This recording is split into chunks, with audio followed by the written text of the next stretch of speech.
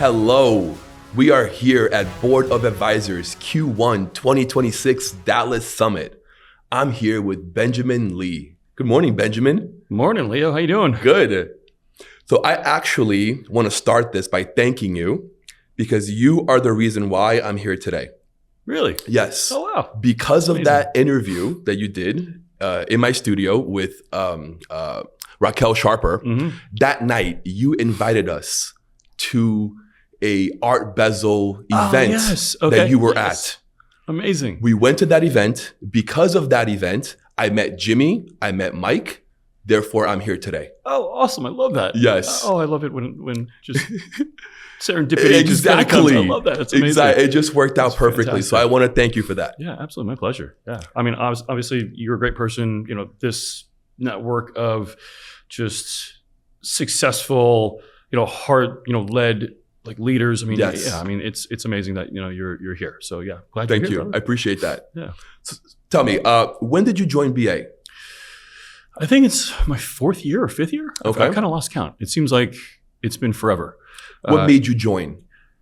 So I had another associate. Her name is Anissa Acker, who was also part of BA before. Yep. And she's like, listen, this is such an amazing group of entrepreneurs, people that are really moving and grooving. And, you really need to be in the room. And I was like, okay, like that was the sell. It was like basically instantaneous. It's like, okay, if you say it's good, I'm here. So that was about, I think, 4 years ago. Has BA met your expectations? Oh, absolutely. It's not only met, but exceeded my expectations tremendously.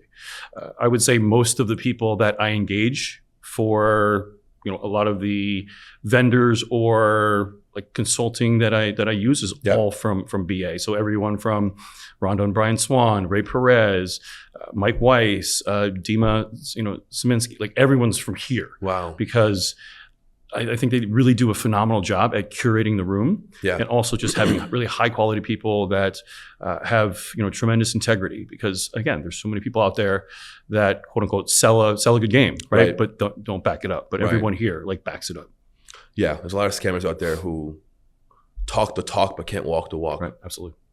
I've been here 2 days, and just by observation of these 2 days is that everyone here is at a different frequency. Everyone is vibrating at the same level, and everyone here is of service, right? Mm-hmm. Everyone here wants to help everyone. I find that so different, so, such a breath of fresh air that people that are high level, successful, people that don't really need to do this, choose to come together to help each other. It's incredible. Yeah. And I think once you come to an environment like this where everyone gives, you go to another environment and you can just feel all the people trying to take, and you're like, I don't like this at all. That's a good point. And you really become, much more sensitive to it because it's just, like you said, different energy, different frequency. Yeah. And you value this a lot more. Yeah, absolutely. Ben, what are you working on currently? I'm working on finalizing our foundations to be able to scale. So, what we've been doing is, we've built a virtual health and wellness clinic where we do all of the advanced diagnostic testing. So blood work, genetics, urine testing, cancer screenings. And that's awesome. We help patients from that point really identify and curate the most easy and efficient path to get to their goals. So we look at where they're currently at, we look at all their lab results, and then if they want to end up here, we just say, hey, listen, if you do this path, this is going to get you there in the easiest, most efficient way. And I actually used to be the chief operating officer of what is now 10X Health System. Okay. So I helped Gary Brecka scale the company to be acquired by Grant Cardone and Brandon Dawson. That's incredible. And when I was building my business, I literally sat down and I said, okay, what did they do extremely well? They were great at getting people through the door, right? But the execution piece, there was a lot left to be desired. Yeah. So I said, how do I build something that's more highly scalable, that improves the patient experience, and that adds more value, helps more people, and reduces friction? And we built a platform over the last few years, to be able to get to this point where I would say within the next quarter we're going to launch our white label program. Wow. So we have two parts of the white label. One is called LEAP, which is what we call the Lab Education and Advocacy Platform. That is our educational platform that we can actually white label for medical providers or anyone that's like a health coach that wants a platform that will allow them to upload, let's say, patient lab results, and then the platform will automatically populate educational videos, frequently asked questions. There's going to be a custom cart that's also populated based on their lab results with a standard care plan. I'm assuming it's AI based. Correct. It's AI based, right? And then we can actually take their AI avatar and their voice and make them the person explaining the videos as well. Wow. So, we're super, super excited about that. I mean, it's literally in the works for the last, few years. And then the other part of the white label is where, when I was looking at the 10X model, they wanted to open up a lot of brick and mortar franchises. And during that process, I realized that it was extremely difficult trying to find really high quality people that could properly represent the brand and the mission at one location, let alone multiple locations. So I said, well, instead of doing brick and mortar, because obviously that increases overhead significantly as well. For sure. Right. And then your team member pool shrinks, right, because of geographical limitations. Right. So I was like, instead of that, why don't we build it virtually? We can scale it much more quickly. And we wanted to help more people and be of more service. And how we decided to do that was to allow for individuals and companies that already have existing clientele that are seeking optimal health and wellness, but can't run diagnostic testing because they don't have medical providers on staff, that don't have the expertise and the protocols that we do. Wow. So we literally white label all of our back office. So we provide the medical providers, they do the diagnosing, they do the scripting, we do the ordering from the compounding pharmacies. We can actually create white label supplements for them as well, because we actually custom formulate our own supplements. Wow. So you're a one-stop shop. One-stop shop. Yep. And then, we can just plug into a chiropractor, a physician, a fitness influencer, a gym, a personal trainer, anybody that has existing clientele in health and wellness. This is going to scale fast. Yep, exactly. Yep. So we've been building this for, like I said, the last, several years. So we're very close to launching, and I'm super excited about it. What drives you, Ben? I've always wanted to be a teacher, but then I realized how much teachers didn't make. So I was like, I'll probably go the entrepreneur route before, and then, once I make my money, then I'll become like a college professor or something. But then it just happened that with, this particular industry, there's a huge disconnect between patient and providers, right? So there's a gap of education, and we really become, the bridge, between the patient and provider. So it allows me the outlet to be able to educate people and also help. And, the thing that drives me is just the results that people get. Like, I get calls, texts all the time, people saying, hey, I feel like I haven't felt in the last 20 years, or, I've lost 56 pounds and, the passion's back in my marriage. My wife looks like she did when the day that I first met her. So like all of that just literally just drives me. Rewarding. It's so amazing. It really, really does warm my heart. I am really grateful and blessed that I do have this opportunity to do this. It's incredible. God bless you. Thank you. Thank you. How can BA help you? What are you looking for? That's a great question. I wish I could be able to duplicate myself. That'd be amazing. If somebody had a duplication. Pretty soon you will be. Yeah, that'd be AI. amazing. Yeah, make an AI clone of yourself. Well, I've already done that. Yes. Yeah, so I've already done that. But just it's just having bandwidth. At the end of the day, right? Yeah. Where we've tried to keep a very more hours lean, in the day. Yeah, exactly. Like a very lean and mean team, just because we were able to get profitable in month 2. Because I built it very slow and methodically, and people have approached us with regards to capital. They're like, "Hey, do you want capital?" I'm like, "Listen, if you're not fully aligned with our mission, right? If you're not value added, right? Where it's like it's not just capital, because we've raised capital in so many different industries before. What a great place to be, where people are just offering you money because they know you, they know that your idea is going to work. It's pretty cool. Yeah, no, like I said, it's an absolute blessing. But there's always a conflict of interest between what's best for the patient and shareholder value, right? And I'm not willing to compromise that. Tug of war. Exactly. So we built it very slow and methodically. I could have easily done this much more quickly, but I specifically decided not to, because I want to keep the core energy and deliverables for our patients. Yeah. Versus having to compromise to increase whatever it is, like revenue or profitability for the shareholders. Where do you see this in 5 years? I would assume Leap would be probably global at this point in time. Yeah. Yeah, because really, and one of the major reasons why I built Leap was because I also experienced a healthcare challenge in June of 2024. So I had 4 of my wisdom teeth taken out, and 2 of the bottom teeth were impacted, and I developed dry sockets. And that was Friday. Everything was great until Wednesday of the next week. And my mouth just started radiating in pain. And when you have mouth pain, I mean, it's the worst. It hits your brainstem. Yes. It is the worst. And I called the surgeon. I'm like, listen, the Tramadol you gave me isn't working. So what can I do? So he told me to take 12 Advil and Tylenol every single day. Wow. So I was taking approximately 2,400 milligrams of ibuprofen and about 3,000 milligrams of acetaminophen every single day. That's a lot. For a week. Wow. And then a couple days later, my ex-fiance, her parents and my parents were meeting for the first time in Isla Mirada. So that was, I think, Thursday night. The 4 of us, my ex, my parents, and then her parents were coming the next day. We went down to Playa Largo, which is the Marriott resort down there. Beautiful, beautiful resort.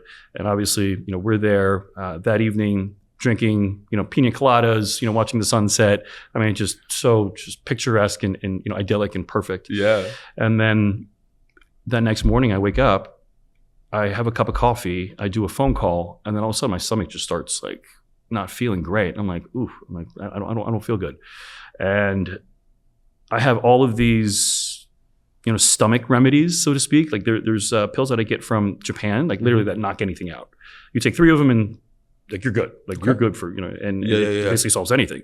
So I took 3 of those, didn't work. Another 3, then Pepto and Pepsi, like everything, right? Yeah. And I just couldn't get my stomach to settle down.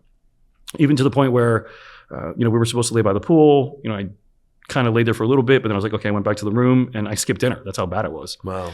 And then, my parents and my ex were like, hey, listen, you should probably go to the hospital. I'm like, we're in the Keys. I'm like, I don't know about that. Like, if something's really wrong, I don't want to get stuck here. Right. Right. So I was like, we're leaving tomorrow anyways.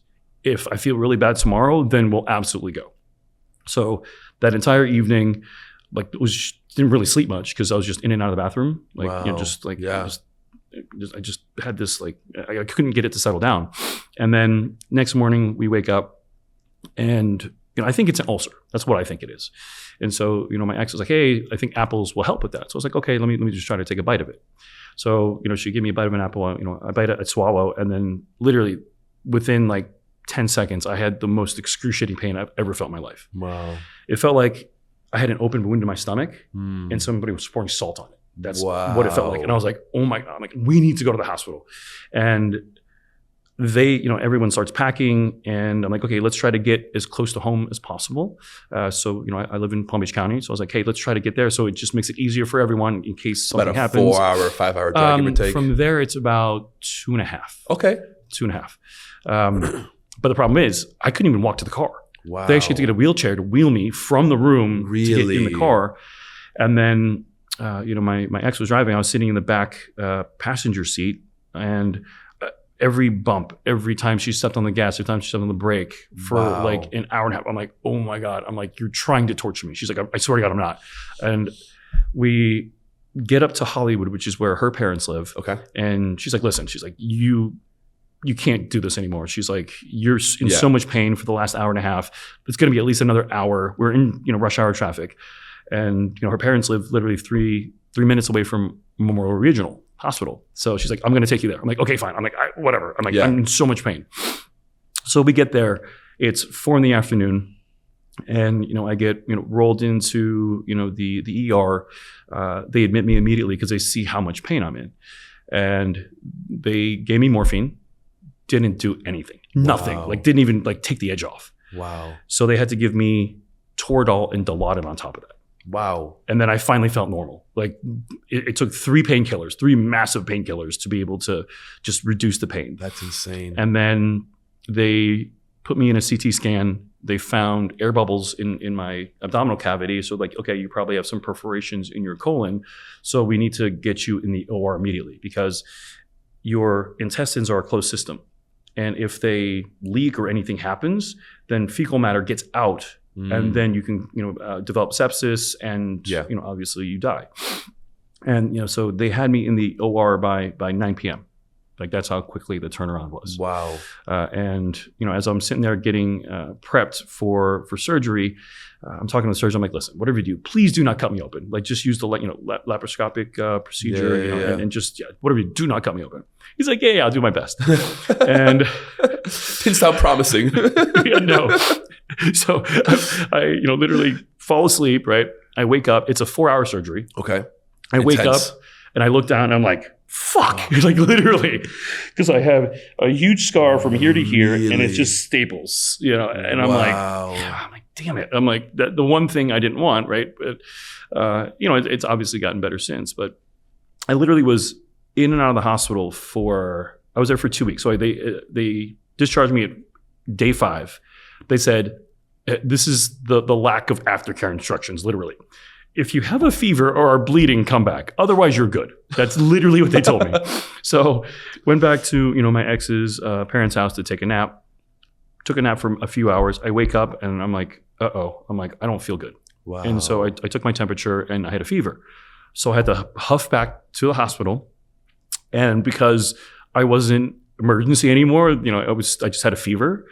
I had to sit in the main hallway of the ER. So basically that's where everyone goes in and out of. Right. All day, all night for 24 hours, 7 days, literally that's where everyone goes. Yeah. The lights don't go off and you're literally on a line of like beds until they open up a room upstairs. Wow. So I was sitting there for 36 hours in the hallway. Yeah. 36 hours. 36 hours just sitting in the hallway, just trying to like go to sleep or relax or whatever it is. And obviously you can't because, they give you a little mask and little earplugs, but I mean, it's impossible. And then interestingly enough, I get put back in the same room that I was recovering in the first time. So I spent another, what was it? It was 2 weeks total. So that was another 9 days. Because what happened was when they were trying to clean out, all the intestines. So they basically have to take out all my intestines. They have to clean everything, sanitize it, because if there's there one piece of bacteria in there, then that can cause an infection. That's insane. And then you get sepsis. So they reopened you up. They didn't do that, thank God. Okay. But what they did find, they did another CT scan. They found an abscess in my pelvis. And so they're like, okay, well, let's just try IV antibiotics and let's see if it goes down. So they tried that for over a week and no improvement. And then it's like, okay, we have to be a little more aggressive. So we're going to try interventional radiology, where they put me on their CT scan and they were going to put a drain like in the top left of my buttocks, my left buttocks, through, hopefully not hit anything important, and then hopefully get into the abscess and drain it. Wow. And then they released me after 2 weeks. Finally, my labs were getting better. So my white blood cell count was coming down, so the infection was going away. And I think that I got that taken out maybe another week later. And then whatever, you went through some stuff. Oh, it was really shitty. Like literally shitty. And it seemed like every month after that, for like 4 or 5 months, I started developing small bowel obstructions, where basically your intestines will kink and nothing will pass through. And then there's a huge buildup of pressure. Oh my goodness. Then it honestly, I think I know what giving birth probably feels like. Wow. Because when that happens, your abdominals, like muscles just cramp. It's like ultimate constipation. Yeah, and you're like, ugh, and then like it's the most uncomfortable. Even if you throw up, even if you like you can't pass gas, like nothing is going through. Wow. And so what you have to do is you have to get to the hospital. They obviously give you painkillers again, and then they had to put what they call an NG tube, which is a nasogastric tube, which is they put through your nose, through your throat, into your stomach, and then they suck out all of the the gastric juice and everything to hopefully release the pressure. And then hopefully it naturally unkinks itself. This is your real drive. Well, yeah. And this was your 100% drive. Yeah. Because now it makes total sense. And mind you, I've been perfectly healthy for the last 44 years before this. And, I had to go to the hospital multiple times. And like when I was going through the experience myself, and again, I'm not your normal patient. Right. I have 4 physicians in my family in emergency medicine, anesthesiology, plastic surgery, and pediatrics. So very, very diverse backgrounds. I have, my own medical team. I know more about the human body than I would say most people, because, I've what done, you do. I always research, reading white papers and whatnot. And I mean, I can rap with anybody about it, right? And through that experience, I started to realize I couldn't even properly advocate for myself. Because once you're in the system, like it's a one size fits all thing. And it's like, okay, well, here's what we do. Here's the protocol. It doesn't matter. Right. We don't take into account anything else. It's just, this is what we do. This is the process. And you just basically become a number, right? It's really dehumanizing in a way. Yeah. When you're stuck in the system. Yeah. And so when I was laying there, literally, in the hospital bed, I was like, oh shit, if I'm experiencing this, well, what about the other like 99.99% of the planet that has no idea what to ask or even what's happening in their body? For themselves. Exactly, yeah. And at the end of the day, you have to be your own best advocate. Yes. Because you're the one going through the experience and you're the only one that can communicate what's actually happening inside of you, right? And if you don't know what questions to ask, if you don't know what's happening in your body, how can you properly advocate for yourself? So LEAP is also, the solution for that. Because if you can understand your body better, right? If you can ask better questions of your providers, that makes total then sense. You're going to get, much higher quality, results and outcomes versus if you didn't know anything. That's incredible, Ben. How are you today? I feel amazing. Yeah. Incredible. Good. Yeah. Knock on wood. Yes. Knock on wood. Yes. I feel absolutely incredible. I haven't had any issues, since. And thank God. It's literally given me a real platform and story from which to connect with people. Yeah. It's really been amazing, and it's crazy how the system is. And I'll never talk bad about the Western medical system because they literally did save my life. Yeah. Right. From an acute care perspective, if you get in a car accident or something happens like what happened to me, they will save your life. Yeah. But the challenge is when it comes to chronic issues, that's really where they miss the mark. Yeah. Because they're really asking a more disempowering question. Because what all doctors are trained to do, they're supposed to diagnose a cluster of symptoms, and then automatically they think what pharmaceutical they're going to prescribe to address said symptoms. Versus the better question is, hey, what's the root cause of the symptoms? Right. Why don't we address that? If you address the root cause, and you chronically solve the issue. Right? It's always a Band-Aid. Exactly.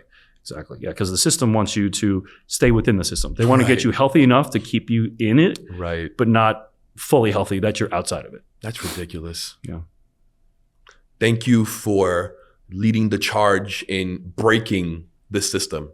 Well, I don't want to break it. Well, no, add on to it. Because then they'll suicide me.